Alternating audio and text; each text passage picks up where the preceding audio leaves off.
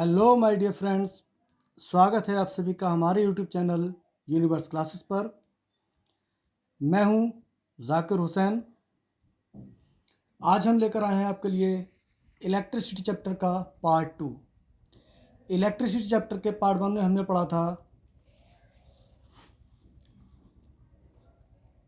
Electricity, difference between conductors and insulators, metal wire, electric charge, electric current and concept of electric potential difference.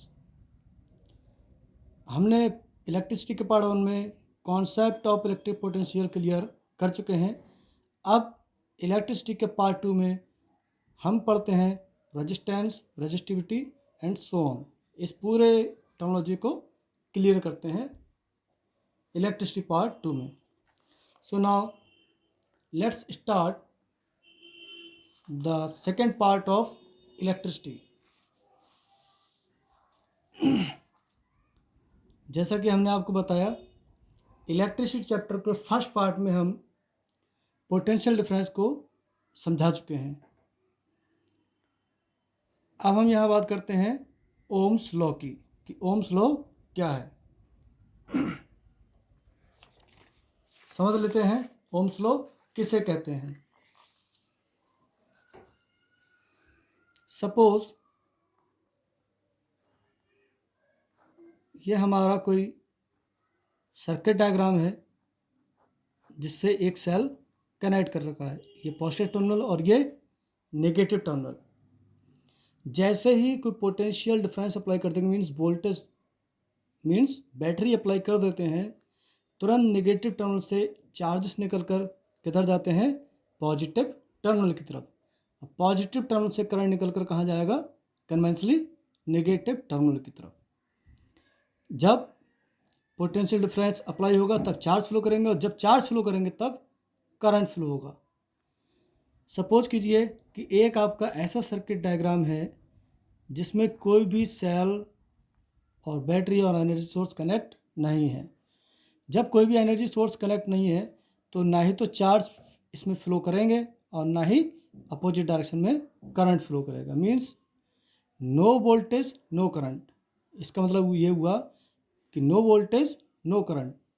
Voltage supply हुआ तब current की supply मिली, positive to negative terminal.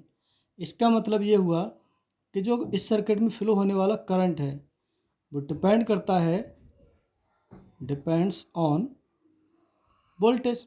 Means current is depends on voltage.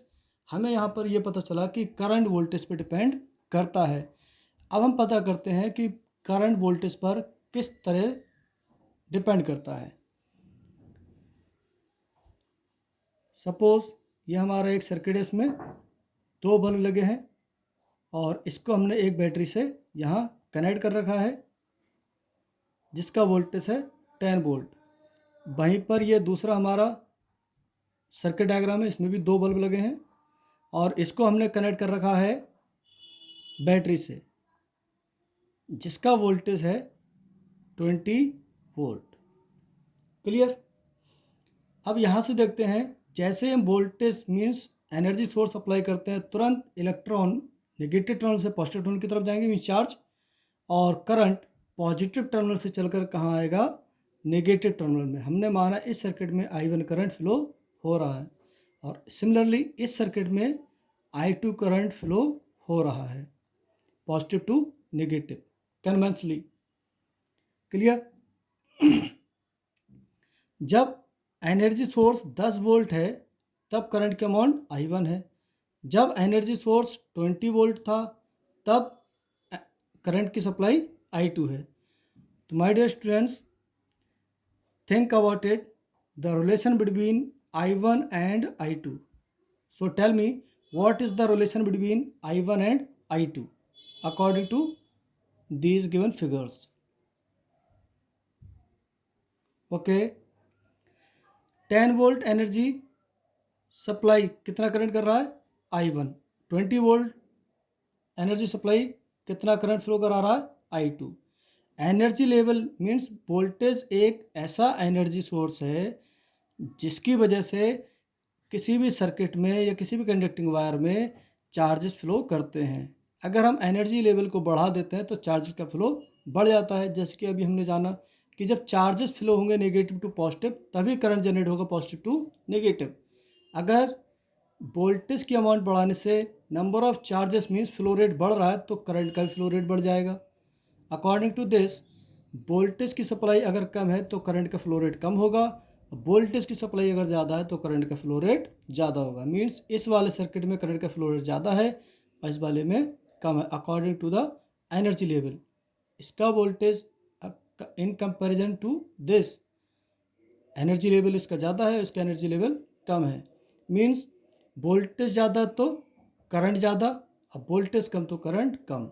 Means I1 flowing rate of charge is less than flow rate of charge in this circuit. Means I1 is lesser than I2। यहाँ से पता चलता है कि B, यहाँ से पता चला करंट डिपेंड्स करता है B पर, यहाँ से पता चला कि किस तरह से डिपेंड करता है। मीन्स एनर्जी लेवल बढ़ाओगे तो करंट की अमाउंट बढ़ जाएगी, एनर्जी लेवल कम करोगे तो करंट की अमाउंट कम हो जाएगी। यहाँ से पता चला कि करंट डायरेक्टली प्रोपोर्शनल होता है इसके वोल्टेज के। मीन्स वोल्टेज बढ़ेगा तो करंट की अमाउंट बढ़ जाएगी, अब वोल्टेज कम होगा तो करंट की अमाउंट भी कम हो जाएगी। इसी को हम कहते हैं बी प्रोपोर्शनल आई। इसी रिलेशन को हम कहते हैं ओम्स लॉ। क्या कहते हैं? Ohm's law. ओम ने यही लॉजिक लगाकर बताया कि potential difference means voltage current के डायरेक्टली प्रोपोर्शनल होता है। देखिए ohm's law. This law states that the flow of current in a conducting wire at constant temperature is always directly proportional to the potential difference. तो हमने यही तो बताया कि किसी कंडक्टिंग वायर में फ्लो होने वाले करंट उस वायर से कनेक्टेड पोटेंशियल डिफरेंस के डायरेक्टली प्रोपोर्शनल होगा। Means B proportional to I.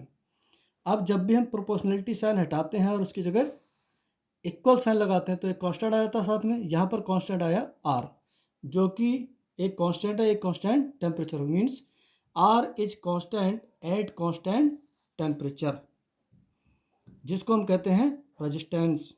Okay dear, so we can say that current depends on potential difference and as well as resistance. Of course, अभी हमने relation जाना कि current potential difference पे depend करता है। अब इस फार्मूले से हमें पता चल गया कि करंट रेजिस्टेंस पर भी डिपेंड करता है। कैसे? According to ohms law B is equal to होता है IR। अगर हम यहाँ पर B कांस्टेंट ले लें, हमारा वोल्टेज जो एनर्जी सोर्स है वो कांस्टेंट है। क्लियर? तो simply I is equal to हो जाएगा B अपॉन R। अब B कांस्टेंट है, प्रोपोर्शनलिटी लगा दीजिए। प्रोपोर्शनल लगाएंगे तो कांस्टेंट हम हट जाते हैं, तो यहाँ बच जाएगा 1 upon R। Means I is inversely proportional to R। इसका मतलब क्या है कि किसी भी सर्किट या कंडक्टिंग वायर का रेजिस्टेंस ज़्यादा होगा तो उस कंडक्टिंग वायर या सर्किट से फ्लो होने वाले करंट की अमाउंट कम हो जाएगी। अगर रेजिस्टेंस कम होगा तो flow rate of charge means current की अमाउंट बढ़ जाएगी। क्लियर? तो यहाँ पर डिपेंडेंसी हमने दो हो गई करंट की, एक वोल्टेज पर और दूसरी इन्वर्सली प्रोपोर्शनल किसके है? रेजिस्टेंस के।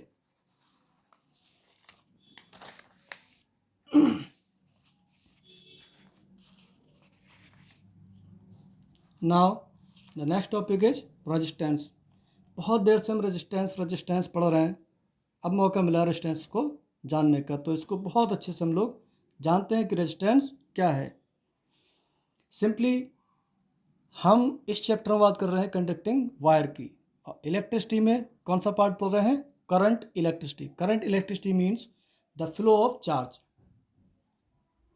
Study eight motion of charges. Conducting material means किसी भी मटेरियल की ये रेजिस्टेंस ऐसी प्रॉपर्टी होती है जिसकी वजह से उस मटेरियल से फ्लो होने वाले चार्जेस का अमाउंट कम हो जाता है। मीन्स ये चार्जेस के फ्लो को कम कर देता है या कम करने की कोशिश करता है। It is the property of any material due to which it resist the flow of charge.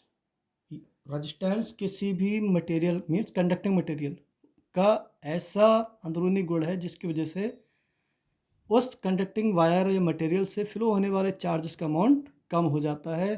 तो ऐसी प्रॉपर्टी को हम कहते हैं रजिस्टेंस। क्या कहते हैं? रजिस्टेंस।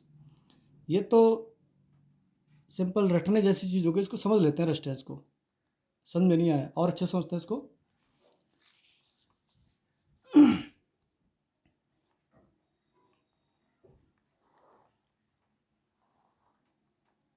आई थिंक इतना तो सभी लोग जानते ही हैं कि दुनिया का कोई भी मटेरियल हो वो very tiny particles means atoms मिलकर बना होता है।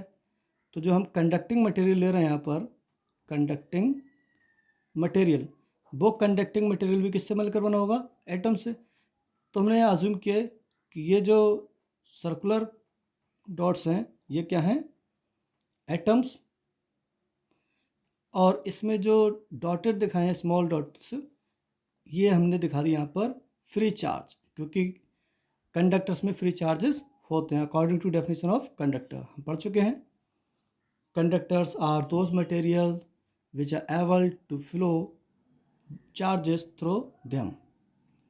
सपोज यहाँ पर कोई चार्ज है, अब चार्ज मीन्स इलेक्ट्रॉन।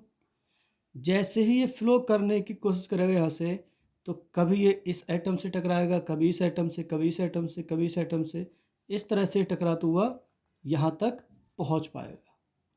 मीन्स अगर कोई हमारे पास ऐसा मटेरियल होता जिसमें बहुत कम एटम्स होते, सपोज सच लाइक दिस, बहुत कम एटम्स होते, तो हमारा चार्ज आसानी से फ्लो कर जाता। मीन्स इस तरह से। अब यहाँ पर कोलिजन कर लीजिए, 1 2 3 4 कोलिजन्स हो रहे हैं। यहाँ पर 1 2 3 4 5 6 7 8 कोलिजन्स हैं। तो जो हमारा चार्ज रेट है, मीन चार्ज का फ्लो रेट है, वो यहाँ ज़्यादा होगा या यहाँ पर? तो साफ साफ हमें दिख रहा है कि इस वाले डायग्राम के अकॉर्डिंग चार्ज का फ्लो यहाँ इजीली हो जाएगा और यहाँ पर चार्ज का फ्लो इजीली नहीं हो पाएगा। तो यहाँ पर फैक्ट समझिए कि ऐसा कौन सा फैक्ट है कि चार्ज का फ्लो यहाँ कम है, यहाँ ज़्यादा है, जबकि दोनों का अमाउंट सेम है, सिर्फ नंबर ऑफ एटम्स कम है। तो आप बिल्कुल सही पहुँचे हैं। इसमें नंबर ऑफ एटम्स ज़्यादा हैं, इसी वजह से चार्ज का फ्लो कम हो पा रहा है। यहाँ नंबर ऑफ एटम्स कम है, इसलिए चार्ज का फ्लो ज़्यादा हो रहा है। मीन्स ऐसा मटेरियल जिसमें फ्री चार्ज बहुत ज़्यादा होते हैं उनमें चार्ज का फ्लो बहुत ही तेज़ होता है, और ऐसे ही मटेरियल को हम बोलते हैं कंडक्टर। क्लियर? तो यहाँ पर जो ये एटम्स हैं यही वर्क कर रहे हैं रजिस्टेंस का, इन चार्ज के फ्लो को रोकने का। तो एक्चुअल में जो रजिस्टेंस हम मानते हैं मटेरियल का, वो इन एटम्स को ही कहते हैं। किन को कहते हैं डियर? किसी भी मटेरियल जिन एटम्स से मिलकर बनता है वही एटम्स वर्क करते हैं to flow, to rest the flow of electric charge और करंट। Clear students? तो इन एटम्स को हम क्या कहते हैं? रजिस्टेंट। क्या कहते हैं? रजिस्टेंस। ऐसा यूनिट ऑफ रेजिस्टेंस इज ओम। आप ओम लिखकर बता सकते हैं या इसका सिंबल दे सकते हैं, जिसको हम कहते हैं ओमेगा। ये ओमेगा सिंबल है, लेकिन ओम की यूनिट के लिए इसको यहाँ पर लिया जाता है। बहुत पॉपुलर है, आपसे CBCO 10 क्लास में बार बार एग्जाम्स में 1 नंबर 2 नंबर पूछ लेता है। Definition of 1 ohm, what is 1 ohm, what is 1 ohm. तो उसको हम कैसे डिफाइन करते हैं? अकॉर्डिंग टू ओम्स लॉ हम जानते हैं R इजकल टू फॉर्मूला होता है B/I। हम 1 ओम को डिफाइन कर रहे हैं यहाँ पर। सपोज हमने अज्यूम किया voltage means potential difference 1 volt है और किसी सर्किट से फ्लो होने वाले करंट की अमाउंट 1 एम्पियर है। तो देखिए R इजकल टू B की वैल्यू 1 वोल्ट एंड I की वैल्यू 1 एम्पियर। तो रेजिस्टेंस हमारा कितना हो जाएगा? 1 ohm. Means 1 ohm is equal to 1 volt upon 1 ampere. इससे हम डेफिनेशन अपनी जनरेट कर लेंगे। तो डेफिनेशन क्या होगी? When we apply a voltage source of 1 volt to carry 1 ampere current through the circuit, then the resistance is called 1 ohm. फिर से सुन लीजिए ध्यान से. When we apply a battery of 1 volt and able to flow 1 ampere current through the circuit, then the resistance is called 1 ohm. Clear students? यहाँ से भी समझ लीजिए आप. When battery of 1 volt is able to carry 1 ampere current, then resistance called 1 ohm. Clear? बहुत easily यहाँ पे defined किया हमने डेफिनेशन ऑफ 1 ओम को. इसका रेजिस्टेंस का जो सर्किट सिंबल होता है वो ये है. रेजिस्टेंस को इस तरह रिप्रेजेंट किया जाता है. किस तरह से? इस तरह से. ये हमारा रेजिस्टेंस का सर्किट सिंबल है. Resistance can be measure through ohm meter. एक नंबर में पूछ लेता है कि what device is use to measure resistance. तो हम क्या कहेंगे? Ohm meter. Yes of course, ohm meter is a device to measure the amount of resistance. Clear? जैसे करंट को मेजर करने के लिए मीटर था हमारे पास. क्लियर? वोल्टेज पोटेंशियल डिफरेंस को मेजर करने के लिए वोल्ट मीटर था हमारे पास. वैसे ही रेजिस्टेंस को मेजर करने के लिए इलेक्ट्रॉनिक डिवाइस हमारे पास ओम मीटर. रियोस्टेट कोई अलग चीज़ नहीं है. रियोस्टेट भी एक टाइप का रेजिस्टेंस ही है. बस क्या है, ये रेजिस्टेंस जो ये वाला सिंपल रेजिस्टेंस है ये कांस्टेंट टेम्परेचर पर कांस्टेंट रहता है या वैल्यूज़ फिक्स रहती हैं तो ये रेजिस्टेंस फिक्स रहता है. लेकिन ये रेजिस्टेंस हम खुद से चेंज कर सकते हैं वेरिएबली. जैसा रेजिस्टेंस हम चाहते हैं उसके अमाउंट का रेजिस्टेंस हम रख सकते हैं. इसको डिफाइन किया पर it is also a type of resistance which can change वेरिएबली. Mean जिसको हम चेंज कर सकते हैं अकॉर्डिंगली, अपने अकॉर्डिंग चेंज कर सकते हैं. इसमें और इसमें फ़र्क क्या है? ये रेजिस्टेंस मैग्नीट्यूड बता सकता है और रियोस्टेट मैग्नीट्यूड के साथ साथ रेजिस्टेंस की डायरेक्शन भी बता सकता है. मीन्स चार्ज फ्लो बता सकता है. रेजिस्टेंस का सिंबल, सर्किट सिंबल ये है और रियोस्टेट का सर्किट सिंबल आप इस तरीके से रिप्रेजेंट करा सकते हैं या इस तरह से भी रिप्रेजेंट करा सकते हैं. अब आगे पढ़ते हैं most important topic, dependency of resistance. कि रेजिस्टेंस किस किस पर डिपेंड करता है. तो डायरेक्टली हम इसको बुक से या कहीं से पढ़ सकते हैं, वहाँ पे सारा डाटा दिया हुआ है. तो यहाँ पर हम लोग इसको समझते हैं कि आखिर क्यों डिपेंड करता है, किस किस चीज़ पर डिपेंड करता है रेजिस्टेंस. तो अभी हमने बताया कि रेजिस्टेंस इन्वर्सली प्रोपोर्शनल होता है किसके? करंट के. एक डिपेंडेंसी हम पढ़ चुके हैं रेजिस्टेंस की. अब रेजिस्टेंस की बाकी डिपेंडेंसी भी हम पढ़ लेते हैं.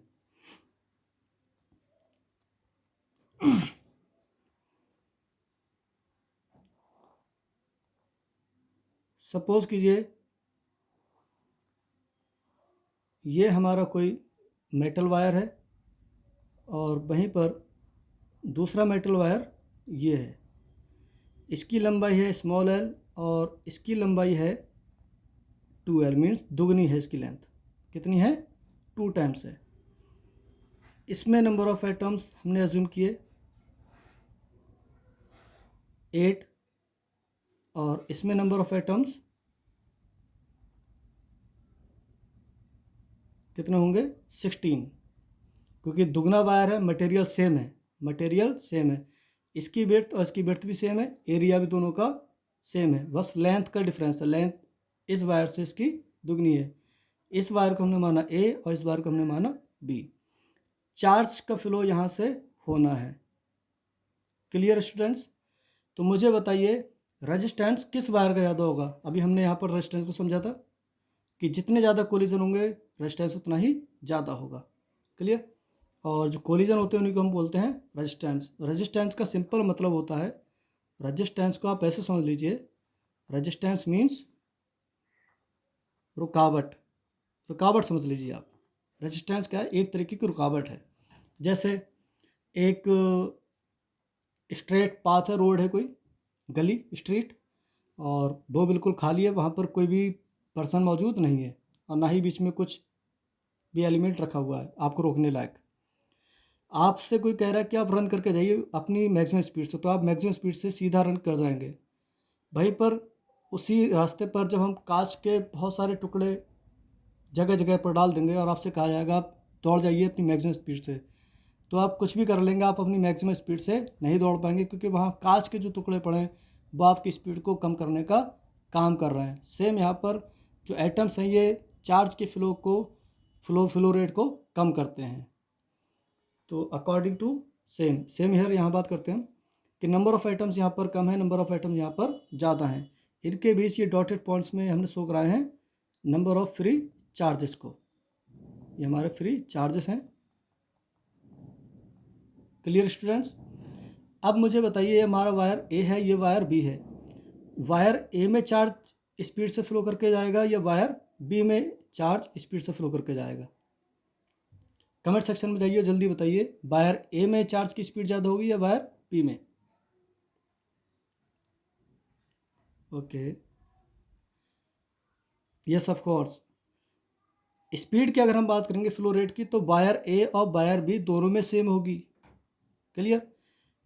बस फ़र्क क्या है, यहाँ से चार्ज इस एंड तक देर में पहुँचेगा और यहाँ से इस वाले कंडीशन में चार्ज यहाँ से यहाँ तक जल्दी पहुँचेगा।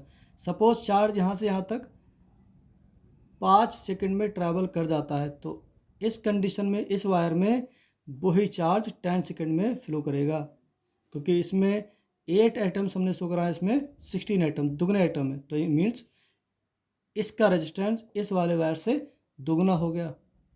समझ रहे हैं आप? इसका मतलब क्या हुआ कि जो रेजिस्टेंस है वो डिपेंड करता है किस पर? लेंथ ऑफ वायर पर। और तरीके समझ लीजिए, सपोज कीजिए ये आपका एक रोड है और दूसरा रोड ये है जिससे आधी लेंथ का है। आपकी कार, ये एक्स कार है और ये वाई कार है। एक्स कार इसके इनिशियल एंड से फाइनल एंड तक जल्दी पहुंचेगी या यहाँ के इनिशियल पॉइंट से फाइनल एंड तक जल्दी पहुंचेगी? ऑफ कोर्स बाई कार जल्दी पहुंच जाएगी, क्योंकि यहाँ पर जो लेंथ है रोड की वो कम है और यहाँ पर जो लेंथ है रोड की वो ज़्यादा है, इसलिए कार इसके एंड तक देर में पहुँचेगी। इसका मतलब ये हुआ जो रुकावट है मीन देर है, उसी को हम क्या बोलते हैं? रेजिस्टेंस।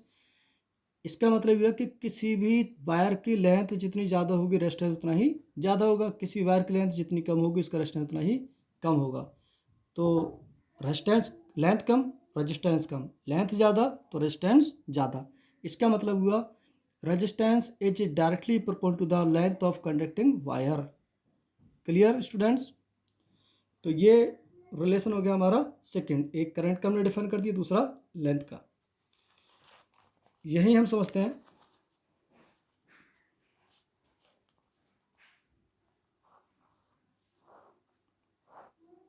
एक वायर हमारा ये है,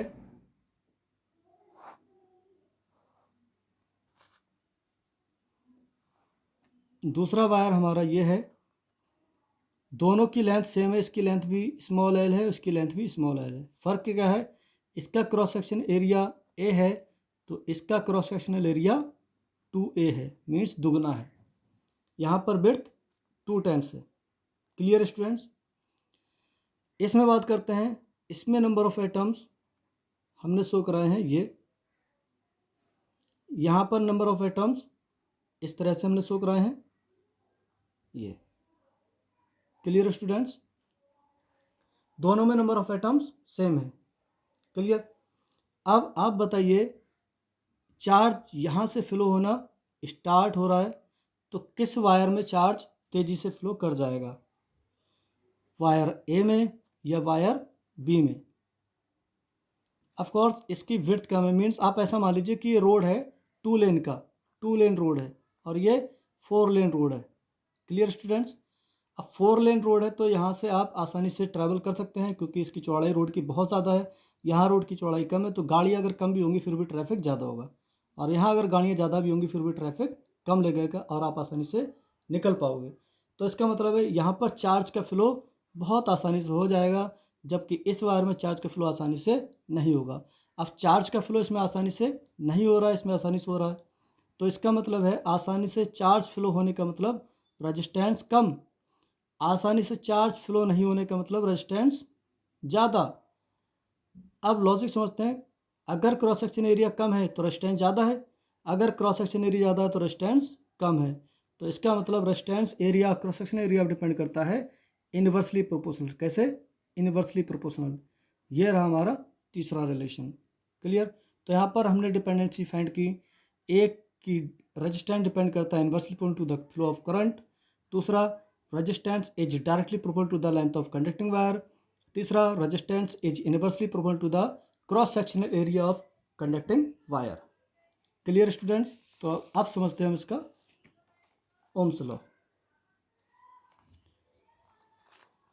डिपेंडेंसी क्या कह रहा है? Resistance is directly proportional to the length of conducting wire. ये हम समझ चुके हैं बहुत अच्छे से कि इसके अलावा कुछ हो ही नहीं सकता, कि लेंथ पर डिपेंड करता है। कैसे? डायरेक्टली। ये हम प्रूव कर चुके हैं।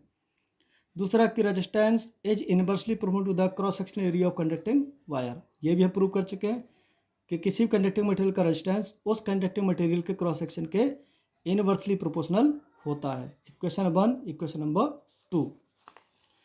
इक्वेशन 1 और इक्वेशन 2 को हम मीट कराकर लिख सकते हैं। किस तरीके से? इस तरह से। इक्वेशन 1 और इक्वेशन 2 से R proportional to L upon A लिख सकते हैं, क्योंकि आर प्रोपोर्शनल था एल के और आर इनवर्सली प्रोपोर्शनल था किसके? 1 अपॉन ए के। तो हम दोनों को मिलाकर इस तरह से लिख सकते हैं।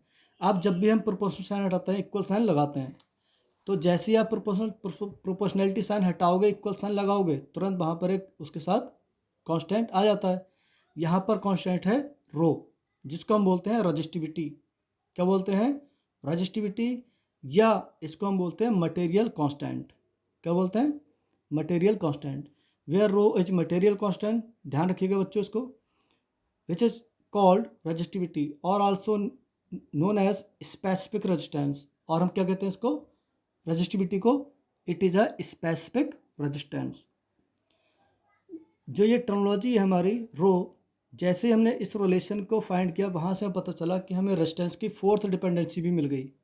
रेजिस्टेंस की फोर्थ डिपेंडेंसी भी मिल गई। अगर किसी कंडक्टिंग वायर की लेंथ और एरिया कांस्टेंट है, लेंथ और एरिया किसी कंडक्टिंग वायर का कांस्टेंट है, तो आर प्रोपोर्शनल हो जाएगा रेजिस्टिविटी के। आर किसके प्रोपोर्शनल हो जाएगा? रेजिस्टिविटी के। मीन्स किसी भी कंडक्टिंग मटेरियल का रेजिस्टेंस जितना ज़्यादा होगा, उसमें रेजिस्टिविटी उतनी ही ज़्यादा होगी, और किसी कंडक्टिंग मटेरियल का रेजिस्टेंस जितना कम होगा, उस मटेरियल की रेजिस्टिविटी उतनी ही कम होगी। और रेजिस्टिविटी डिपेंड करती है किस पर? मटेरियल पे। किस पर डिपेंड करती है? मटेरियल पे। Resistivity is directly proportional to the material. इसका मतलब क्या है? इसका मतलब है कि हमारे पास अलग अलग टाइप के डिफरेंट मटेरियल्स हैं, तो डिफरेंट मटेरियल्स हैं, तो मटेरियल चेंज होगा तो इसका मतलब रेजिस्टिविटी भी चेंज हो जाएगी। अलग अलग मटेरियल की रेजिस्टिविटी अलग अलग होगी। इसका मतलब ये है कि अलग अलग मटेरियल की रेजिस्टिविटी अलग अलग होगी। So resistance also depends on material of wire, means rho पे डिपेंड करता है। ये रिलेशन में यहाँ से होगा आर प्रोपोर्शनल टू रो। रो के लिए फॉर्मूला जनरेट करते हैं, क्या निकल के आता है? R upon L. यहाँ से अगर हम रेजिस्टिविटी की ऐसे यूनिट की बात करें, तो रेजिस्टेंस की यूनिट होती ओम, ऐसा यूनिट। एरिया की ऐसा यूनिट होती मीटर स्क्वायर। लेंथ की मीटर, स्क्वायर से मीटर कैंसिल, क्या बचा? ओम मीटर। ये ऐसा यूनिट होगी किसकी?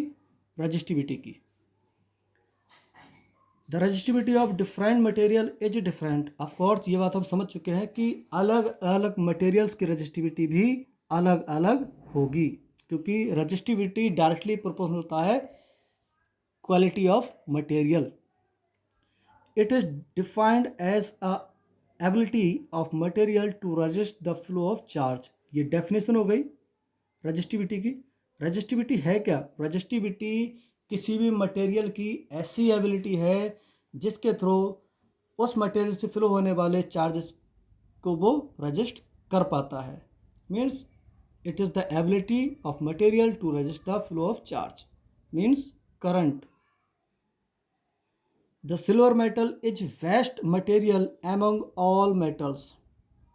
सिल्वर मेटल जितने भी मेटल्स हैं पीरियोडिक टेबल में, या जिन मेटल्स को हम जानते हैं, सभी मेटल्स में सबसे वेस्ट मेटल है, मटेरियल, कंडक्टिव मटेरियल, वो है सिल्वर। क्योंकि सिल्वर की रेजिस्टिविटी सबसे कम होती है, सिल्वर की रजिस्टिविटी सबसे कम होती है, वो होती है 1.6 × 10⁻8 ओम मीटर। अगर रजिस्टिविटी कम है तो इसका मतलब उस मटेरियल में रेजिस्टेंस भी कम होगा। जब रजिस्टिविटी कम तो रेजिस्टेंस कम, और जब रेजिस्टेंस कम होगा तो इसका मतलब उस कंडक्टिंग वायर में फ्लो होने वाले करंट का अमाउंट भी बहुत ज़्यादा होगा। इसीलिए ज़्यादातर सिल्वर वायर्स यूज़ किए जाते हैं। समझ रहे हैं स्टूडेंट्स? आगे बढ़ते हैं।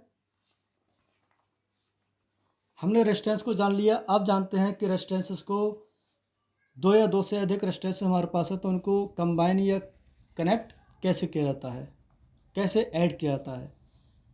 तो अब यहाँ पर हम जानते हैं combination of resistances. Combination of resistances, resistance को मेनली दो तरीके से कंबाइन किया जाता है, जिसमें सबसे पहला तरीका है सीरीज कंबाइन करके हम करते हैं, या दूसरा कॉम्बिनेशन हमारा पैरेलल कॉम्बिनेशन। दोनों ही कॉम्बिनेशन को हम 1 बाय 1 स्टडी करेंगे। सीरीज कॉम्बिनेशन का मतलब है कि किन्हीं दो या दो से ज़्यादा अगर हमारे पास रेजिस्टेंसेस हैं, रेजिस्टेंस का मतलब मटेरियल का रेजिस्टेंस, मटेरियल की प्रॉपर्टी मीन जैसे बल्ब में रेजिस्टेंस, फैंस में रेजिस्टेंस, फ्रीजर, कूलर, हीटर, ये सब रेजिस्टेंट डिवाइसेस हैं। मीन्स कोई भी मटेरियल अगर कहीं पर लग गया तो उसमें रेजिस्टेंस कुछ ना कुछ होगा। जैसे कि यहाँ पर हमने बल्ब लगाए हैं, इस बल्ब का लेफ्ट एंड ये है, राइट एंड ये है, इसका लेफ्ट एंड ये है और राइट एंड ये है, इसका लेफ्ट एंड ये है और राइट एंड ये है। मीन्स अगर हमारे पास रेजिस्टेंस, सपोज दैट ये दो हमारे पास रेजिस्टेंस से, एक रेजिस्टेंस ये है, दूसरा रेजिस्टेंस ये है, तो जब हम इन रेजिस्टेंस को एंड टू एंड कनेक्ट कर देते हैं दूसरे से, इस तरीके से एंड टू एंड कनेक्ट कर देते हैं, तो ऐसे कनेक्शन को हम बोलते हैं सीरीज कॉम्बिनेशन। क्या बोलते हैं डियर? Series combination. सपोज आपने सभी ने माला तो देखी होगी कि पहले हमने उसमें एक फूल डाला, फिर दूसरा फूल, फिर तीसरा फूल, तो एंड टू एंड कंबाइन हो गया वो। तो ऐसे कॉम्बिनेशन को हम बोलते हैं सीरीज कॉम्बिनेशन। Clear students? जैसे यहाँ पर एक रेजिस्टेंस का राइट एंड दूसरे रेजिस्टेंस के लेफ्ट एंड के साथ कनेक्ट कर दिया है, यहाँ पर दूसरे रेजिस्टेंस का राइट एंड तीसरे रेजिस्टेंस के लेफ्ट एंड के साथ कनेक्ट कर दिया, तो इस तरीके के कनेक्शन को हम बोलते हैं सीरीज कॉम्बिनेशन। Clear students? अब वोल्टेज थ्योरी से हमने जाना कि जो वोल्टेज होता है वो हर एक इलेक्ट्रिक इक्विपमेंट्स का अलग अलग होगा, और वोल्टेज पैरेलल कनेक्ट किया जाता है। मींस इस बल्ब का वोल्टेज कितना होगा V1, इस वाले का V2, इसका V3। इनको सीरीज कंबाइन वोल्टेज को नहीं किया जाता है, ये हम पढ़ चुके हैं। ये हमने सेल ऐड कर रखा है जिसका ये पॉजिटिव टर्मिनल और ये नेगेटिव टर्मिनल।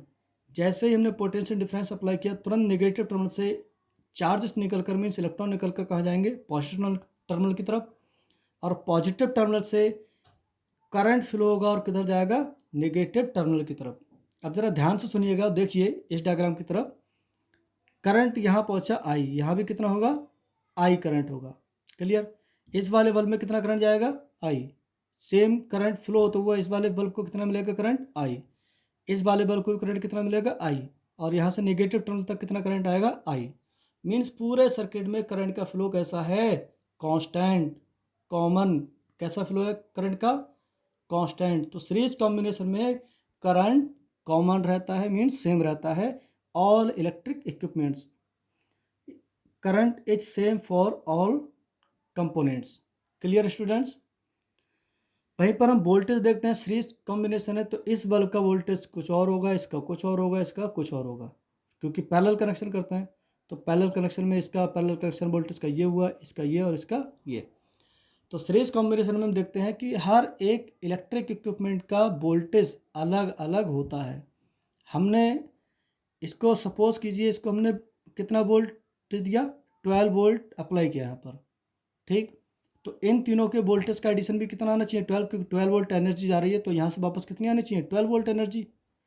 तो हमने अज्यूम किया कि इस वाले वोल्टेज को एनर्जी मिलती है 4 वोल्ट, और इस वाले बल्ब को एनर्जी मिलती है 6 वोल्ट, और इस वाले बल्ब को एनर्जी मिलती है 2 वोल्ट। 4, 6, 4, 10 और 2, 12 वोल्ट। कन्वर्ट हो गया लो, means total voltage equal to the sum of all individual voltage in series connection. Series connection के केस में टोटल वोल्टेज जो पूरे सिस्टम का होगा वो अलग अलग इक्विपमेंट्स के वोल्टेज के सम के बराबर होगा। According to ohms law V equal to I R हम जानते हैं, अभी हमने पढ़ा V equal to I R. तो बी की जगह कितना रखेंगे आई आर। अब यहाँ पर बी वन है तो बी वन की जगह कितना रखेंगे आई आर वन, क्योंकि आई सबके लिए कांस्टेंट है और कांस्टेंट पे 1 2 नहीं लगाते हैं, वो वेरिएबल्स पे अप्लाई करते हैं। I R one, B two का I R two, B three का I R three. I common, I से आई कैंसिल आउट हो गया तो यहाँ बचा R equal to R one plus R two plus R three. Suppose कीजिए कि आपके पास ऐसा सर्किट डायग्राम है जिसमें एन रेजिस्टेंट लगे हुए हैं, मीन्स एन इलेक्ट्रिक इक्विपमेंट्स लगे हुए हैं और सीरीज कंबाइन किए हुए हैं, तो उनका टोटल रेजिस्टेंस कैसे फाइंड करोगे, कितना होगा। तो सपोज कीजिए कि एन रेजिस्टेंस लगे हुए हैं, तो सीरीज कॉम्बिनेशन है तो जितने भी रेजिस्टेंस हैं उनको सीधे सीधे आप अलजेब्रिकली ऐड करा दीजिए, टोटल रेजिस्टेंस आपको मिल जाएगा। जैसे R one plus R two plus R three plus dot dot dot plus R N, जितने भी रेजिस्टेंस है सीरीज कॉम्बिनेशन में सबको एक बार में उठाकर ऐड करा दीजिए, टोटल रेजिस्टेंस आपको मिल जाएगा। क्लियर स्टूडेंट्स, ध्यान रखिएगा सीरीज कॉम्बिनेशन में करंट की अमाउंट सेम रहती है, लेकिन वोल्टेज की अमाउंट हर एक इलेक्ट्रिक इक्विपमेंट के लिए अलग अलग होगी। वहीं पैरेलल कॉम्बिनेशन समझते हैं। पैरेलल कॉम्बिनेशन कैसे करते हैं। सीरीज कॉम्बिनेशन का मतलब end to end connection is called series combination. Parallel connection का मतलब क्या है कि किन्हीं दो पॉइंट के बीच जो भी रेजिस्टेंस दिए, मान लीजिए 2 या 3 जो भी रेजिस्टेंस दिए हैं, उनको 2 पॉइंट्स के बीच ही ऐड कराना है। जैसे कि यहाँ पर दिख रहा है, ये हमारे पास 3 बल्ब हैं, 3 बल्ब का मतलब 3 रेजिस्टेंस हमारे पास, ये 2 पॉइंट है, इनके बीच हमने तीनों बल्ब को कनेक्ट करा रखा है, इनसे बाहर तो कोई रेजिस्टेंस ऐड नहीं है, नो। इन्हीं डिफाइंड पॉइंट्स के बीच हमने तीनों रेजिस्टेंस को ऐड करा रखा, R1 R2 R3 को। तो ऐसे कॉम्बिनेशन को कहते हैं पैरेलल कॉम्बिनेशन। अब जैसा कि हमने आपको बताया करंट का फ्लो किस टाइप का होता है, तो करंट का फ्लो सेम वैसे ही होता है जैसे कि किसी टैंक से या किसी पाइप से वाटर फ्लो होता है। सपोज ये हमारा एक पाइप है, क्लियर। यहाँ से हमने 10 लीटर वाटर ड्रॉप किया और वाटर ट्रैवल करके इस पाइप के थ्रू कहाँ आया, इस टैंक में, क्लियर। तो 10 लीटर वाटर इधर से डालेंगे, 10 लीटर वाटर इधर आ जाएगा। तो इस तरह के अरेंजमेंट को हम बोलते हैं, मीन्स जैसे ये वाटर फ्लो कर रहा है सेम इसकी तरह ही किसी कंडक्टिंग वायर में करंट फ्लो करता है। जैसे पाइप से वाटर फ्लो कर रहा है, सेम बिल्कुल इसकी तरह किसी कंडक्टिंग वायर से करंट फ्लो करता है। ये जो फिनोमेना है ये किस पे डिपेंड है, सीरीज कॉम्बिनेशन पे। सीरीज कॉम्बिनेशन में आई करंट गया और आई करंट ही इधर निकल गया, कहीं भी करंट का डिस्ट्रीब्यूशन नहीं हुआ है, करंट का डिस्ट्रीब्यूशन यहाँ पर नहीं हुआ है। तो इस तरह का अरेंजमेंट किस में होगा, सीरीज कॉम्बिनेशन में। Clear students. अब वहीं पर हमारे पास एक स्ट्रेट पाइप था, इस पाइप को हमने 3 डिफरेंट पाइप से ज्वाइन करा दिया।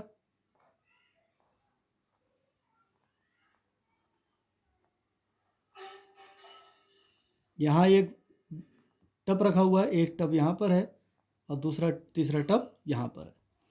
सपोज कीजिए हमने यहाँ से 15 लीटर वाटर ड्रॉप कराया, वाटर ट्रैवल हो रहा है। अब वाटर ट्रैवल होके मुझे बताइए ये टैप 1 है, ये पाइप 2 है और ये पाइप 3 है।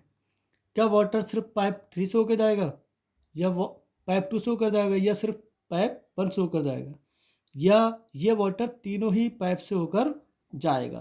तो ऑफ कोर्स आप बिल्कुल सही सोच रहे हैं, ये वाटर इन तीनों पाइप से होकर जाएगा। कुछ वाटर की अमाउंट इस वाले पाइप में चली जाएगी और कुछ वाटर की अमाउंट इस वाले पाइप में और कुछ वाटर की अमाउंट इस वाले पाइप में चली जाएगी।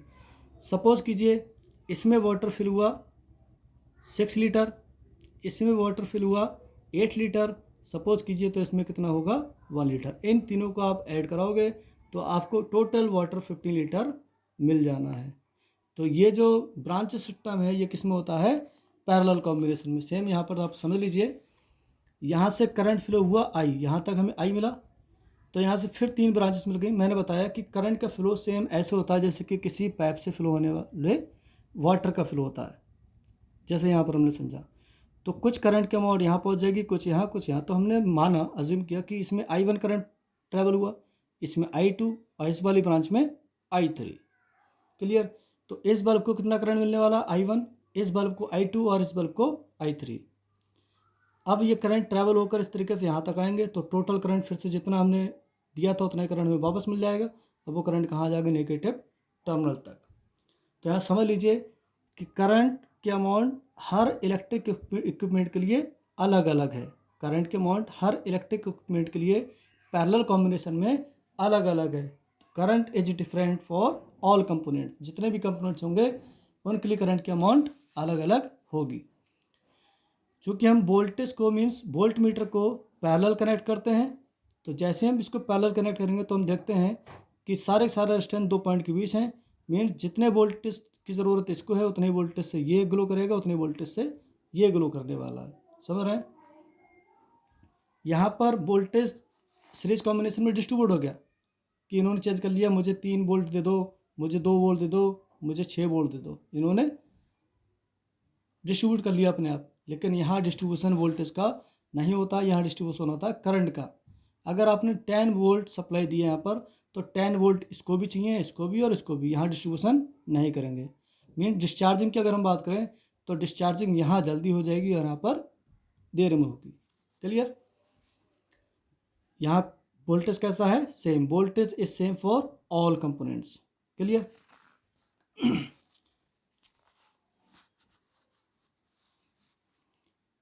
जैसे इसके अकॉर्डिंग समझे, आई करंट किस में करंट हुआ, I1, I2 और I3। तो टोटल करंट किसके इक्वल होगा, I1 plus I2 plus I3 के।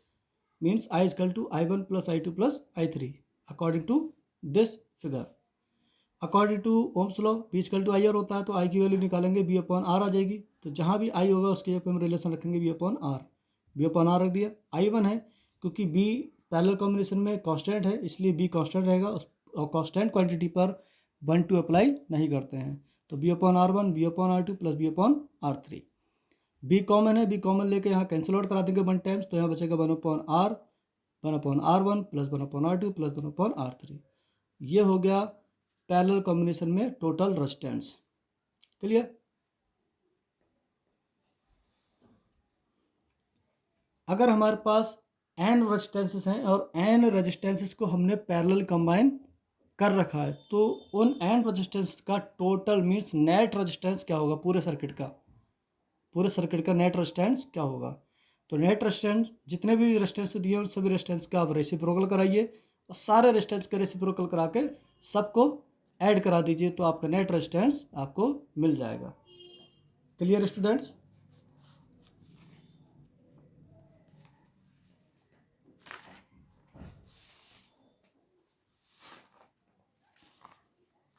अभी भी हम सीरीज ऑफ पैरेलल कॉम्बिनेशन पर ही चल रहे हैं।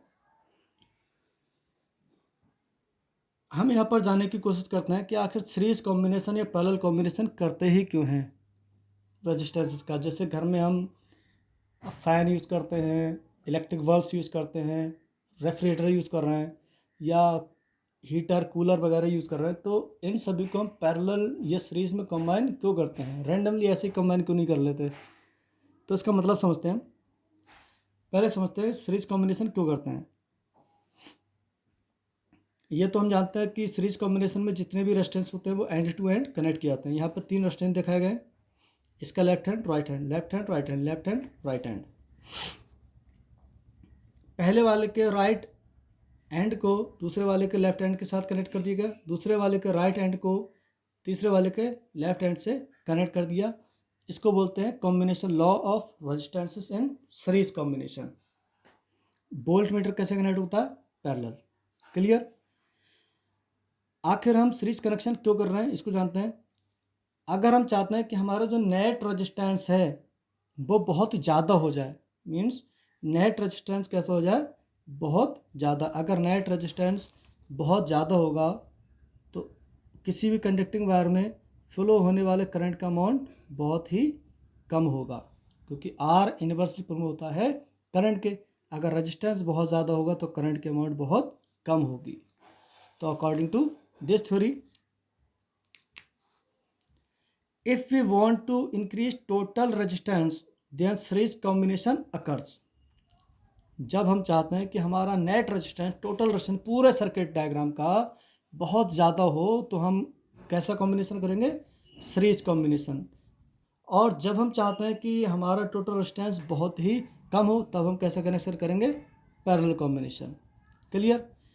इसमें हम जितने भी रेजिस्टेंस होते हैं उनको टू एंड पॉइंट्स के बीच में ही कनेक्ट करते हैं। टू गिवन पॉइंट्स के बीच में सारे रेजिस्टेंस आप कनेक्ट कर दीजिए, पैरेलल कॉम्बिनेशन कंप्लीट हो जाएगा आपका। सपोज यहाँ प्रूव करते हैं कि टोटल रेजिस्टेंस बढ़ता है कि नहीं सीरीज कॉम्बिनेशन में। तो देखते हैं हमने माना कि R1 रेजिस्टेंस कितना है? 10 ओम, R2 भी 10 है और R3 भी 10 ओम रेजिस्टेंस है। तो सीरीज कॉम्बिनेशन का मतलब तीनों रेजिस्टेंस को ऐड कराना है। तो एडिशन के बाद देखा हमने कितना रेजिस्टेंस बना? 30 ओम। मीन्स इंडिविजुअल रेजिस्टेंस सिर्फ 10 ओम थे और टोटल रेजिस्टेंस कितना हुआ? 30 ओम। मीन्स 3 टाइम्स हो गया टोटल रेजिस्टेंस, बढ़ गया रेजिस्टेंस यहाँ पर। तो जो हमने यहाँ पर कहा था कि अगर हम चाहते हैं कि टोटल रेजिस्टेंस बढ़ जाए तो हम कौन सा कॉम्बिनेशन करते हैं? Series combination. तो यहाँ पर टोटल रेजिस्टेंस बढ़ रहा है। अगर टोटल रेजिस्टेंस बढ़ रहा है तो according to ohms law current flow बहुत कम होगा। समझ रहे हैं कि नहीं? तो सीरीज कॉम्बिनेशन में जो करंट का फ्लो होता है वो बहुत ही कम हो जाता है, क्योंकि रेजिस्टेंस की अमाउंट बहुत ज़्यादा बढ़ जाती है। वहीं पर हमने सेम वैल्यू ले ली यहाँ पैरेलल के केस में। तो पैरेलल कॉम्बिनेशन का फॉर्मूला, क्योंकि रेसिप्रोकल करके हम निकालते हैं, 1/RT = 1/R1 + 1/R2 + 1/R3। अब R1 की वैल्यू 10, सबकी 10 10 है, 10 10 में अप्लाई कर दी। जब डिनोमिनेटर सेम होते हैं तो डिनोमिनेटर कॉमन हो जाता है, न्यूमरेटर अगर एडिशन में तो ऐड हो जाएंगे, सब्ट्रैक्शन में तो सेपरेट हो जाएंगे। तो यहाँ एडिशन है 1 + 1 + 1 3, 3/10। इसको रेसिप्रोकेट करा लीजिए आप। रेसिप्रोकेट कराएंगे तो 10 ऊपर और 3 नीचे आ जाएगा, डिनोमिनेटर में कन्वर्ट हो जाएगा ये। अब इससे डिवाइड करो तो कितना होगा? 3.34 ओम। तो यहाँ से देखिए कि इंडिविजुअल रेजिस्टेंसेस 10 ओम के थे और जो टोटल रेजिस्टेंस पूरे सर्किट का आया है वो कितना है? सिर्फ 3.3 ओम। यानी कि इंडिविजुअल से भी बहुत कम, 3 टाइम्स कम है लगभग। यहाँ 3 टाइम्स ज़्यादा था, यहाँ 3 टाइम्स कम है। तो समझ सकते हैं रेजिस्टेंस बहुत कम है। तो पैरेलल कॉम्बिनेशन में जो फ्लोइंग रेट है चार्ज का वो बहुत ज़्यादा होगा, मीन्स करंट का फ्लो बहुत ज़्यादा होगा। तो इससे हम कह सकते हैं current flow is very high in case of parallel combination and current flow is very low in case of series combination. Okay students, ध्यान रखिएगा इस बात को कि सीरीज कॉम्बिनेशन में रेजिस्टेंस बहुत ज़्यादा बढ़ जाता है, वहीं पैरेलल कॉम्बिनेशन में बहुत कम होता है।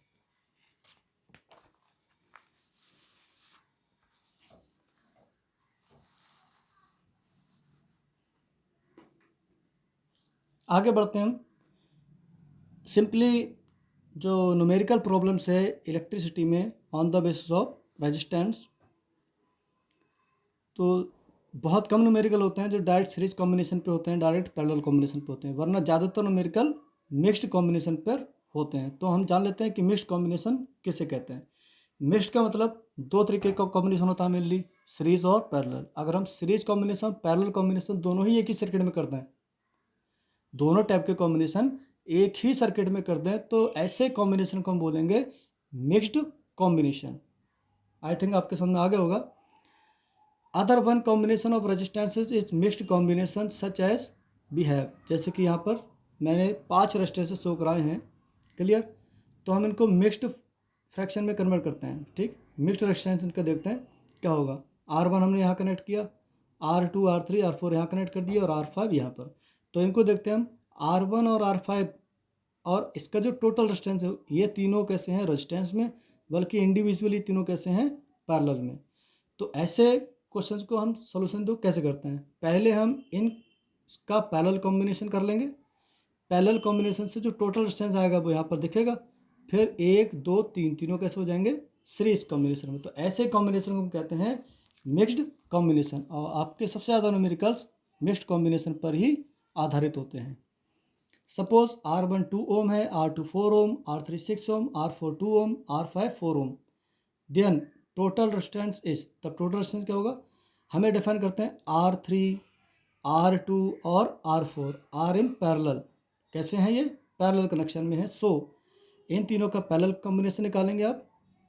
फार्मूला ये रहा हमारा, R3 की वैल्यू 6, R2 की वैल्यू 4 और R4 की वैल्यू 2। इन तीनों का हम एलसीएम लेंगे तो 12 एलसीएम आएगा। 6 2 जा 12 तो 2 बन जा 2, 4 3 जा 12 3 बन जा 3, 2 6 जा 12 6 बन जा 6। तीनों को ऐड करा लिए, कितना बना 20/12, कट करा तो 5/3, यानी कि यहाँ से देखें तो 1/RP की वैल्यू आ गई 5/3। अब आपको RP की वैल्यू निकालना तो उसको रेसिप्रोकेट करेंगे, मीन्स उल्टा कर दोगे आप इसको तो बन जाएगा 3/5। क्लियर। वहीं पर R1, अब इसका टोटल क्या बनेगा RP and R5 R and series, जैसे कि यहाँ पर हमने शो कराया। इसका टोटल डिस्टेंस क्या कैसे दिखाई देगा, ऐसे। क्लियर। ये क्वेश्चन सॉल्व करने का एक पैटर्न भी है, आपको यही पैटर्न अप्लाई करना है, इसलिए आप इस टाइप के जितने न्यूमेरिकल्स उनको सॉल्व कर पाएंगे।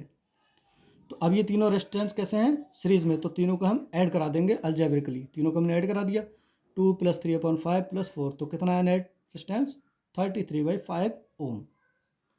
Clear students.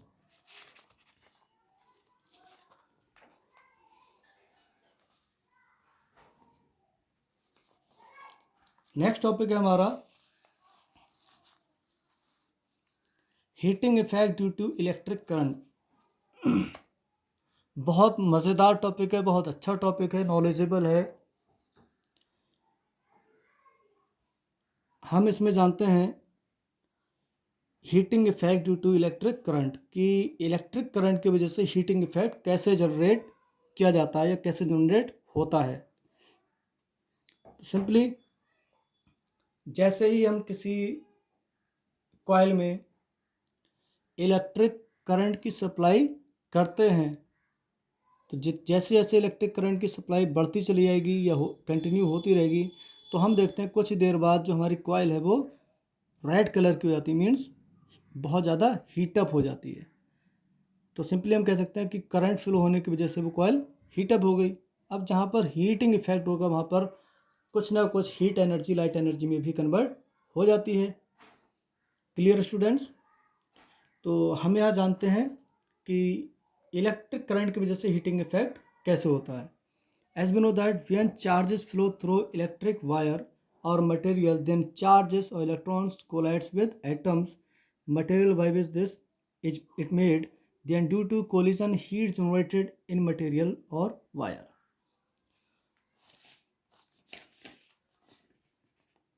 क्या कह रहा समझ लीजिए। जैसे कि हमने बात की थी कि हमारे पास ये मटेरियल है, दुनिया का कोई भी मटेरियल हो वो बहुत छोटे छोटे पार्टिकल्स मीन्स एटम से मिलकर बना होता है। किससे मिलकर बना होता है डियर? एटम से मिलकर बना होता है। ये हमारे एटम्स हैं और इसमें ये जो छोटे छोटे दिख रहे हैं आपको डॉटेड, ये फ्री चार्ज हैं, फ्री इलेक्ट्रॉन्स हैं जिसमें फ्रीली मूव कर सकते हैं। अब जैसे ही यहाँ से कोई चार्ज मीन्स इलेक्ट्रॉन फ्लो करना शुरू होगा तो इससे टकराएगा, इससे टकराएगा, इससे टकराएगा, इससे इस तरीके से टकराते हुए ये यहाँ तक पहुँच पाएगा। मीन्स जब चार्ज फ्लो करता है तो चार्ज अपने सामने आने वाले एटम से टकराता है, मीन्स कोलिजन करता है, कोलाइड करता है। जैसे ये टक्कर होगी तुरंत टक्कर से हम देखते हैं कि इसका कुछ ना कुछ एनर्जी लॉस होगा। तो एनर्जी लॉस कहाँ पर होगा? इस मटेरियल के अंदर। इससे टकराए, फिर इससे टकराए, फिर इससे टकराए, इस तरीके से एनर्जी लॉस करते हुए कहाँ तक पहुँचा? ये यहाँ तक। क्लियर। तो हम देखते हैं जो ये कोलिजन में जो एनर्जी का ट्रांसफ़र हो रहा है, यही एनर्जी को हम कहते हैं हीट एनर्जी। आप खुद प्रैक्टिकल कर सकते हैं। आप जैसे ही अपने किसी को हिट करते हैं तो जैसे आपने एक हैंड को दूसरे हैंड से हिट किया तो आपके हैंड्स के सरफेस के बीच का जो पाथ है वो हीटअप हो जाता है। आप ऐसे नहीं समझते तो ऐसे समझिए कि आपके पास एक गन है, उसमें बुलेट है और आप ट्रिगर क्लिक करते हैं जैसे ही, तो बुलेट सामने सरफेस पर जाकर टकराती है और वहाँ से धुआं निकलना शुरू हो जाता है। तो धुआं मतलब एनर्जी। अब उस सरफेस को आप जैसे ही जहाँ गोली दागी गई है, जहाँ गोली थ्रो कराई गई है, वहाँ पर उस सरफेस को आप जब टच करके देखोगे तो आपको वो सरफेस बहुत ही हीट महसूस कराएगा। सिंपल, जब कोलिजन होगा तो हीट मीन्स एनर्जी ट्रांसफ़र होता है, उस एनर्जी ट्रांसफ़र को हम बोलते हैं हीट। अब किसकी वजह से हो रहा है? इलेक्ट्रिक करंट की वजह से, क्योंकि चार्ज फ्लो कर रहे हैं तो flow rate of charge means speed of charge को हम क्या बोलते हैं? Current. Clear students. We know that, हम जानते हैं पोटेंशियल डिफरेंस का फॉर्मूला होता है W/Q। इस फॉर्मूले बेस पर भी न्यूमेरिकल आपसे 2 नंबर में पूछ लिया जाता है। तो ये जो एनर्जी है W, वर्क किस पर वर्क? चार्ज को फ्लो कराने पर जो वर्क मिलता है ये वो वर्क है। मीन चार्ज को फ्लो कराने का काम कौन कर रहा है? वोल्टेज। इसने एनर्जी दी और तुरंत काम करने लगा किस पर? चार्ज को फ्लो कराने के लिए। तो इस वर्क को हम कहते हैं एनर्जी। चार्ज फ्लो करा रहा है मीन्स एनर्जी क्या होगा? BQ। अब यही जो एनर्जी है जिससे चार्ज बार बार टकरा के फ्लो हो रहा है, यही एनर्जी कन्वर्ट हो जाती है हीट एनर्जी में। तो W=BQ, या आप कहते हैं हीट एनर्जी BQ, सेम रहेगा, देयर इज नो प्रॉब्लम। ये हमारा पहला फॉर्मूला हो गया हीट एनर्जी का। किसकी वजह से आई है? Due to electric current. According to ohms law, यह हम जानते हैं फ्लो रेट ऑफ चार्ज का फॉर्मूला होता है Q=IT। तो यहाँ से Q की जगह रख सकते हैं IT, तो हो जाएगा H=BIT। ये हमारा relation number 2। According to ohms law B=IR, तो B जहाँ पर उसके क्या रखेंगे हम? IR। यहाँ रख दिया IR इंटू IT, तो I इंटू I² RT। ये बन गया हमारा रिलेशन नंबर 3, जो बहुत इंपॉर्टेंट है, इस पर न्यूमेरिकल पूछे जाते हैं। वहीं पर हम जानते हैं अगर हम यहाँ से I की वैल्यू निकालें तो B/R आएगी इसकी तरह, यानी I=V/R। तो जहाँ पर I होगा वहाँ रखेंगे B/R, तो I² तो B/R का भी square, means B²/R² into RT। एक R से स्क्वायर कैंसिल आउट, तो क्या बचा? B²/R into T। ये भी रिलेशन बहुत इंपॉर्टेंट है। क्लियर? सपोज न्यूमेरिकल्स में आपको वोल्टेज देता है, करंट देता है और टाइम देता है, हीट निकलवा रहा है, तो आप ये वाला फॉर्मूला अप्लाई करोगे। करंट देता है, रेजिस्टेंस और टाइम दे रहा है, तो आप ये वाला फॉर्मूला अप्लाई करोगे। ऐसे वोल्टेज दिया है, टाइम और रेजिस्टेंस, तो आप ये वाला फॉर्मूला अप्लाई करोगे। ओके स्टूडेंट्स, इसके बाद हम पढ़ते हैं Joule's law of heating. Joules law of heating बहुत डिफ़िकल्ट चीज़ नहीं है, बिल्कुल जिस पैटर्न में हमने यहाँ पर आपको बताई है इसी पैटर्न में आपको बोर्ड एग्जाम में करके आना है, क्योंकि Joules law mostly maximum times पूछ लिया जाता है। तो जूल्स ने क्या कहा? According to this law, heat generated in conductor is directly proportional to. अब हीट जनरेट कैसे हो रही है मैं आपको बता चुका हूँ कि जब चार्जेस का कोलिजन होता है उनके एटम्स के साथ, तो उसमें जो हीट लॉस होता है उनका, वही एनर्जी कन्वर्ट हो जाती है हीट एनर्जी में। क्लियर? तो इन्होंने क्या कहा? इस किसके प्रोपोर्शनल होता है? स्क्वायर ऑफ करंट के, means H/I। Clear? Resistance of conducting wire के और time for which the current is past. तो ये चीज़ें कुछ अजीब सी, इसको समझ लेते हैं, यहीं से समझते हैं हम इसको। एक दूसरा हमारा ये वायर है, कंडक्टिंग वायर, मीन्स कंडक्टर है ये, इसमें भी एटम्स हैं इस तरह से, लेकिन कम एटम। यहाँ से भी चार्ज फ्लो हो रहा है, इससे टकराएगा, इससे टकराएगा, इससे टकराएगा, इस तरीके से यहाँ पर पहुँच जाएगा। क्लियर? तो अब आप थिंक करके बताइए, हमारा वायर ए है और ये वायर हमारा बी है, तो चार्ज की स्पीड कहाँ पर ज़्यादा होगी? यहाँ या यहाँ? इस केस में या इस केस में? तो चार्ज की speed of course B wire में तेज होगी, मीन्स इस वायर में चार्ज अपने इनिशियल एंड से फाइनल एंड तक जल्दी पहुंच जाएगा, और यहाँ इनिशियल पॉइंट से फाइनल पॉइंट तक देर में पहुंचेगा। मीन्स वहीं हम रेजिस्टेंस की बात करें तो जिसमें नंबर ऑफ एटम ज़्यादा होते हैं उसका रेजिस्टेंस ज़्यादा, मीन्स इसमें रेजिस्टेंस भी ज़्यादा है, इसमें रेजिस्टेंस कम है। तो समझ सकते हैं कि हीट का जनरेशन कहाँ ज़्यादा होगा, इस वाले केस में या इस वाले केस में? तो of course you are right, heat का जनरेशन इस वाले केस में ज़्यादा होगा, क्योंकि नंबर ऑफ कोलिजन यहाँ पर ज़्यादा है। मीन्स इसका रेजिस्टेंस ज़्यादा, इसका मतलब हीट ज़्यादा। जिस कंडक्टिंग वायर का रेजिस्टेंस जितना ज़्यादा होगा, वो कंडक्टिंग वायर उतनी जल्दी हीटअप होना शुरू हो जाएगा। क्लियर? और वहीं से हम समझ सकते हैं कि चार्ज का फ्लो यहाँ तेज़ हो रहा है, यहाँ पर धीरे होगा, यहाँ पर स्लो होगा, यहाँ पर बहुत तेज़ होगा। तो समझ सकते हैं, सपोज़ यहाँ पर टाइम लगता है चार्ज के फ्लो को 1 सेकेंड, तो यहाँ पर चार्ज के फ्लो को कितना टाइम लगेगा? लगभग 5 सेकेंड या उससे ज़्यादा सपोज़। तो टाइम यहाँ पर ज़्यादा, मीन्स टाइम ज़्यादा तो हीट एनर्जी ज़्यादा, क्योंकि इस केस में हीट एनर्जी ज़्यादा है। टाइम कम तो हीट एनर्जी कम। इसका मतलब जो हीट एनर्जी है वो किसके प्रोपोर्शनल है? टाइम के भी प्रोपोर्शनल होती है। क्लियर। तो यहाँ से हमने समझा कि जो हीट एनर्जी जनरेशन है वो किसके प्रोपोर्शनल है, square of flowing of current के। ये हम जान चुके हैं कि रेजिस्टेंस ज़्यादा होगा जिस कंडक्टिव मटेरियल का, उसकी हीट उतनी ही ज़्यादा होगी। जिस कंडक्टिव मटेरियल का रेजिस्टेंस कम होगा उसमें हीट जनरेशन उतना ही कम होगा। तो बच्चों मुझे बताइए, सब ऐसा मटेरियल बताइए, ऐसे मटेरियल का नाम बताइए जिसमें हीट जनरेशन सबसे कम होता है। कमेंट सेक्शन में जाकर ज़रूर बताइएगा ऐसा मटेरियल जिसमें हीट जनरेशन सबसे कम होता है। ओके स्टूडेंट्स, वहीं पर अभी हमने जाना कि हीट जनरेशन टाइम के प्रोपोर्शनल होगा। जितनी देर में चार्ज ट्रैवल करके जाएगा उसमें हीट उतनी ज़्यादा जनरेट होगी, और जितनी जल्दी चार्ज ट्रैवल होकर चला जाएगा उसमें हीट उतनी ही कम होगी। Means time is proportional to heat energy. तो इक्वेशन 1 और 2 को हम मीट कराकर इस तरीके से लिख सकते हैं। इसी को कहते हैं जूल्स लॉ ऑफ हीटिंग। इसी को हम क्या कहते हैं, Joule's law of heating. Clear. The SI unit of heat energy is joule. किसी भी टाइप की एनर्जी, दुनिया के किसी भी टाइप की एनर्जी किसी भी फॉर्म में हो, उसका ऐसा यूनिट हमेशा क्या होगा, joule. The commercial unit of electric energy, ध्यान से सुनिएगा, बहुत इंपॉर्टेंट है, न्यूमेरिकल पूछ लिया था इस पर भी। Commercial unit of electric energy H is kilowatt hour. क्या होता है, किलोवाट आवर, जिसको हम एक यूनिट भी कहते हैं। जैसे घर में हमारे मीटर लगा हुआ, तो उसमें अगर आपका बन गया 2 किलोवाट आवर, किलोवाट आवर, तो इसका मतलब इसको हम बोल सकते हैं 2 यूनिट हो गए। कितने, 2 यूनिट।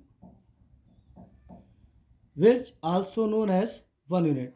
1 किलोवाट आवर का मतलब एक 1 के इक्वल टू 1000 होता है वॉट, एंड 1 आवर में कितने सेकंड होते हैं, 3600। तो 1 किलोवाट आवर इक्वल हो जाए किसके, 3.6 इंटू 10⁻6 जूल के। यानी 1 किलोवाट आवर का अमाउंट जूल में कितना होता है, 3.6 into 10⁻6 joule. Clear students. Now अगला टॉपिक है हमारा इलेक्ट्रिक बल्ब। बहुत ज़्यादा एक्सप्लेन नहीं है आपके सिलेबस में, इसको समझते हैं। इलेक्ट्रिक बल्ब कौन से कॉन्सेप्ट पर वर्क करता है, किस कॉन्सेप्ट पर इलेक्ट्रिक बल्ब को बनाया गया है। तो हम कॉन्सेप्ट इलेक्ट्रिक बल्ब पढ़ने से पहले हम पढ़ चुके हैं।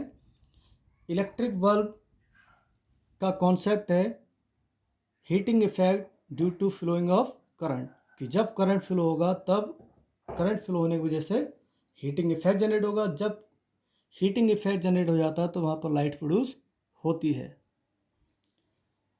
तो हम ये जानते हैं heat is proportional to resistance, means resistance जितना ज़्यादा होगा तो हीट उतनी ही ज़्यादा प्रोड्यूस होगी। अब बल्ब बहुत तेज़ हीट प्रोड्यूस करता है, इससे लाइट भी बहुत ज़्यादा अमाउंट में प्रोड्यूस होती है और बल्ब हमारा ग्लो करने लगता है। समझ रहे हैं ना आप बात। तो बहुत ज़्यादा हीट जनरेट कराने के लिए, क्योंकि हमें बहुत ज़्यादा लाइट की ज़रूरत पड़ती है, बहुत ज़्यादा लाइट प्रोड्यूस कराने के लिए आपको बहुत ज़्यादा हीट की ज़रूरत पड़ेगी। अब बहुत ज़्यादा हीट प्रोड्यूस कराने के लिए आपको बहुत ज़्यादा रेजिस्टेंस की भी ज़रूरत पड़ेगी। Means more heat, if you want more heat then you should have more resistance. अगर मोर रेजिस्टेंस है तभी मोर हीट प्रोड्यूस होगी, अगर रेजिस्टेंस कम है तो हीट का जनरेशन भी कम होगा। जैसे कि हमने यहाँ से जाना, ये हमारा रिलेशन है R is equal to rho L upon A. इसका मतलब है कि रेजिस्टेंस डायरेक्टली प्रोपोर्शनल किसके, रजिस्टिविटी के। रेजिस्टेंस इनवर्सली प्रोपोर्शनल है एरिया के, और रेजिस्टेंस डायरेक्टली प्रोपोर्शनल है किसके, लेंथ ऑफ कॉइल के। क्लियर, समझ लीजिए।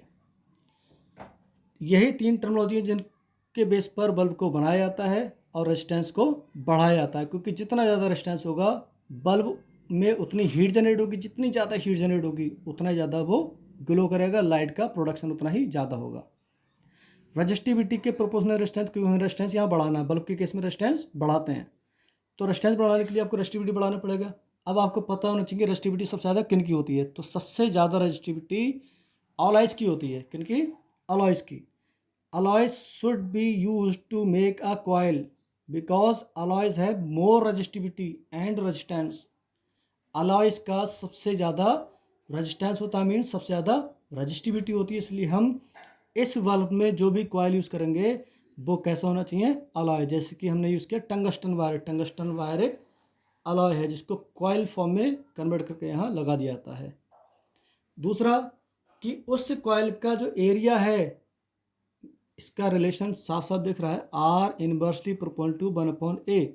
एरिया कम होगा तो रेजिस्टेंस ज़्यादा होगा, और रेजिस्टेंस हमें बढ़ाना है, इसका मतलब कॉइल का एरिया हमें बहुत कम रखना है। जैसे कॉइलिंग हमने एक ये कर दी, दूसरी कॉइलिंग हमने ये कर दी, तो यहाँ कॉइलिंग पतली है, मीन्स इसका क्रॉस सेक्शन एरिया कम है, इसका क्रॉस सेक्शन एरिया ज़्यादा है। तो हमें क्या करना है, कॉइल को बहुत पतला रखना है, मीन्स उसका क्रॉस सेक्शन एरिया कम करेंगे। जितना क्रॉस सेक्शन एरिया कॉइल का कम होगा उतना ही रेजिस्टेंस ज़्यादा होगा। दूसरा तरीका हमने अप्लाई कर लिया। कॉइलिंग जो हम करते हैं बहुत पतली होती है, आप इलेक्ट्रिक बल्ब को देख लीजिएगा, उसमें जो कॉइलिंग होती है बहुत ही पतली होती है। वहीं पर आर प्रोपोर्शनल टू एल, जो भी हमने कंडक्टिंग वायर लिया वो हैवी लेंथ का होना चाहिए। अब हैवी लेंथ को कम बीच में रखने के लिए हम क्या करते हैं, कॉइलिंग कर देते हैं। सपोज़ आपके पास इतना लेंथी वायर है जिसकी लेंथ स्मॉल एल है, अब इसको आप छोटे से बीच में कैसे कन्वर्ट कर सकते हैं, इसको हम कॉइल कर देंगे। जब इसको कॉइलिंग कर देंगे तो हम देखेंगे अब ये इतने बीच में आ जाएगा। Clear? Coil should be thin to heat up it more because R proportional to 1/a। अब जो कुछ हमने बोला उसी को हम लिख देना है, यहाँ डायग्राम ने शो करा दिया। The length of coil is more as possible, इतनी लंबी होनी चाहिए जितनी की पॉसिबल हो, जितनी की बल्ब में आ सके। This heat generated due to electric current is converted in light energy, that's why bulb glow. क्योंकि जो हीट एनर्जी है वही हीट एनर्जी किस में कन्वर्ट होना शुरू हो जाती है, लाइट एनर्जी में। अब किसकी वजह से होती है, आर्गन की वजह से।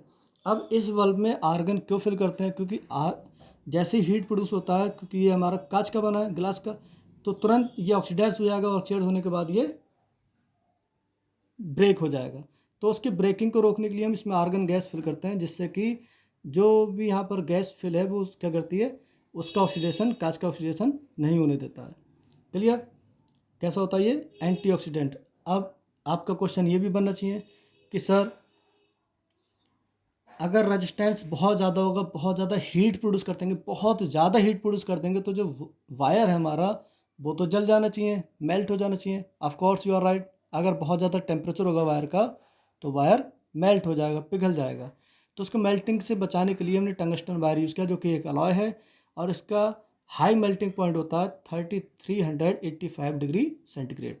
बहुत ज़्यादा हो गया ये। Clear student? नेक्स्ट टॉपिक है हमारा लास्ट, फ्यूज़। क्या टॉपिक है हमारा, इलेक्ट्रिक फ्यूज़।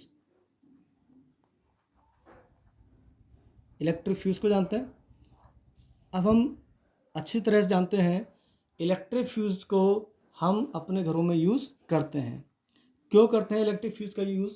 इलेक्ट्रिक फ्यूज़ का मेन वर्क होता है कि जब हमारे जो घरों में इलेक्ट्रिक इक्विपमेंट्स लगे हैं वो कोई 220 वोल्ट के, मैक्सिमम 220 वोल्ट के होते हैं। अब सप्लाई बाहर से 220 वोल्ट से ज़्यादा आ गई हमारे घर में, तो हमारे जो इलेक्ट्रिक अप्लायंसेस हैं, जैसे टीवी, कूलर या फ़ैन या जो हमारे बल्ब्स हैं, वो डैमेज हो जाएंगे, शॉर्ट सर्किटिंग हो जाएगी। तो उन सभी इलेक्ट्रिक इक्विपमेंट्स के डैमेजिंग और शॉर्ट सर्किटिंग को रोकने के लिए हम इलेक्ट्रिक फ्यूज़ का यूज़ करते हैं। इलेक्ट्रिक फ्यूज़ किस तरह से बना होता है, आपके घरों में भी लगा होगा इस तरह से। इसमें क्या होता है, इस तरह से एक पतला सा वायर अटैच कर देते हैं एस शेप में। जैसे ही वोल्टेज का अमाउंट बढ़ता है तुरंत ये जो पतला सा वायर है ये मेल्ट हो जाता है और सप्लाई अंदर की बंद हो जाती है।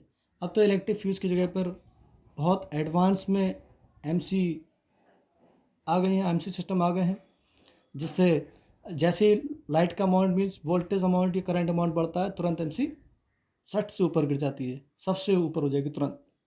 क्लियर? अब फ्यूज़ लगाने की बार बार, इसमें क्या होता है कि बार बार फ्यूज़ एक बार डैमेज हुआ फिर से वायर चेंज किया, फिर से लगाया, फिर से लगाया, या बार बार फ्यूज़ को बदलना पड़ता था। तो एमसी सिस्टम ने इस फ्यूज़ के एक्सचेंज सिस्टम को बंद कर दिया है। क्लियर? वहीं पर इसका लास्ट टॉपिक है electric iron. Electric iron, electric iron किस पे वर्क करता है, ये सब वर्क कर रहे हैं किस पर, heating effect due to electric current. Electric iron means जो हमारे घरों में प्रेस होती है, इससे कपड़ों पर प्रेस की जाती है, उसको हम बोलते हैं इलेक्ट्रिक आयरन। इलेक्ट्रिक आयरन का जो वर्किंग प्रिंसिपल है वो भी किस पे डिपेंड करता है, heating effect due to electric current. इसमें हमारा पूरा प्रेस सिस्टम आपके पास होगा। उसके नीचे वाला पार्ट आपने निकाल कर ये रख लिया, ये नीचे वाला सिस्टम है, क्लियर, जो कपड़ों के क्लॉथ्स के सरफेस पर रब किया जाता है, इससे कि कपड़े फ्रेश हो जाते हैं। उसके बीच का सिस्टम हमने ये रखा, और इसके जो ऊपर वाला सिस्टम है वो ये है। अब क्या होता है, यहाँ पर 3-4 लेयर्स होती हैं। एक लेयर इसकी ये है सबसे ऊपर वाली, जिसको हम पकड़ते हैं।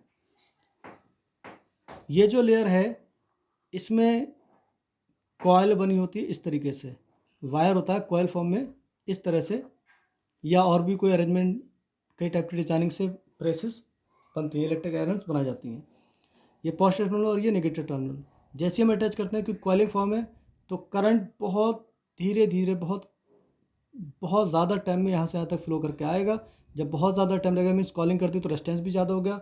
और अलॉयज़ यहाँ पर जो यूज़ होते हैं वो नाइक्रोम वायर होता है। नाइक्रोम वायर का जो रजिस्टिविटी है वो बहुत ज़्यादा होती है इसके, जिससे इसका टोटल रेजिस्टेंस बहुत ज़्यादा बढ़ जाता है। जैसे हम यहाँ पर बैटरी कनेक्ट करते हैं तुरंत ये हीटअप हो जाता है। अब ये इसका ऊपरी पार्ट है जिसको हम पकड़ते हैं, इसको यहाँ कनेक्ट करा, इसके नीचे रखा, इसके नीचे अगर हम इसको रख लें सीधे तो कपड़ों पर प्रेस तो हो जाएगी, लेकिन आपको तुरंत झटके लग जाएंगे, आप तुरंत वाइब्रेट करोगे, क्लियर। तो उन झटकों से बचने के लिए हम क्या करते हैं, हमें ऐसा अरेंजमेंट चाहिए जो इसके और इसके बीच में हो, जिससे कि ऐसा सिस्टम बन जाए कि जो करंट जनरेट हो रहा है, इसमें इलेक्ट्रिसिटी जनरेट हो रही है, उसका फ्लो रुक जाए और हीट का फ्लो हो जाए। मीन्स ऐसा मटेरियल चाहिए जो हीट का गुड कंडक्टर हो और इलेक्ट्रिसिटी के लिए बैडेस्ट कंडक्टर हो, बहुत बुरा कंडक्टर हो। इलेक्ट्रिसिटी को अपने अंदर से बिल्कुल फ्लो ना होने दे, लेकिन हीट को बहुत अच्छे से फ्लो होने दे। तो ऐसे मटेरियल को हमारे पास होना ज़रूरी है। तो हमने क्या किया, इसके और इसके बीच में ये वो सरफेस है जो कपड़ों के ऊपर होता है, तो इसके और इसके बीच में एक नया सरफेस लगाया हमने, ठीक है, जिसको हम बोलते हैं माइका। क्या बोलते हैं, माइका। माइका एक ऐसा कंडक्टिंग मटेरियल है, ऑफकोर्स इसको कंडक्टिंग मटेरियल बोलेंगे क्योंकि हीट का गुड कंडक्टर है लेकिन इलेक्ट्रिसिटी के लिए बैड कंडक्टर है। जैसे ही आप इसके नीचे, इसको इसके ऊपर, फिर इसके नीचे इसको रखेंगे, फिर इसके नीचे सबसे नीचे वाले सरफेस को, तो करंट यहाँ जो जनरेट हो रहा है तो ये इसमें पास नहीं होने चाहिए, नीचे वाले सरफेस में पास नहीं होने देगा, लेकिन जो हीट जनरेट होगी उसको यहाँ तक पास होने देगा। उस हीट की वजह से ही हम करंट अपने कपड़े क्लॉथ्स को प्रेस कर पाते हैं। Clear students. लास्ट टॉपिक है हमारा जिसको हम डिफाइन करने वाले हैं, जैसे कि सर्किट सिंबल्स या ऑल फॉर्मूलेज और न्यूमेरिकल्स वगैरह जो भी हैं, वो सब हम इलेक्ट्रिसिटी चैप्टर के पार्ट 3 में बताएंगे। इलेक्ट्रिसिटी चैप्टर के पार्ट 2 में शायद सब कुछ हो गया है, एक टर्म बचा है conductivity. Simply conductivity inversely proportional होता है किसके, रजिस्टिविटी के। Conductivity is inversely proportional to the resistivity. Resistivity is the simple ability of material due to which every material resists the flow of electric charge. Conductivity is also a ability of material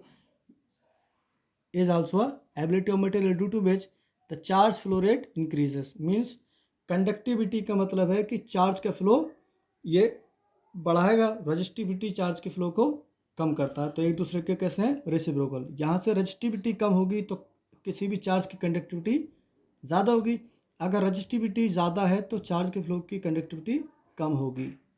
means conductivity is inversely proportional to the resistivity. Clear students. Now end the chapter. आपको हमारी video means electricity chapter part 2 कैसा लगा, please comment section में जाकर ज़रूर बताइएगा, और आपकी जो भी राय हो वो कमेंट सेक्शन में जाकर ज़रूर दीजिएगा। हमारे यूट्यूब चैनल यूनिवर्स क्लासेस को प्लीज़ लाइक कीजिए, शेयर कीजिए और सब्सक्राइब कीजिए, और बेल आइकन दबाना बिल्कुल भी ना भूलें। इससे बेल आइकन क्लिक करने से क्या होगा, जो भी हम नेक्स्ट वीडियो यूट्यूब चैनल पर अपलोड करेंगे उसका नोटिफिकेशन सबसे पहले आपके पास पहुंच जाएगा, जिससे कि हमारे जितने भी साइंस चैप्टर्स हैं जिनको हमने पार्ट वाइज में डिवाइड कर रखा है वो सिक्वेंसली आपके पास आते रहेंगे और आप घर बैठे आराम से स्टडी कर पाएंगे। So thank you so much for watching this video.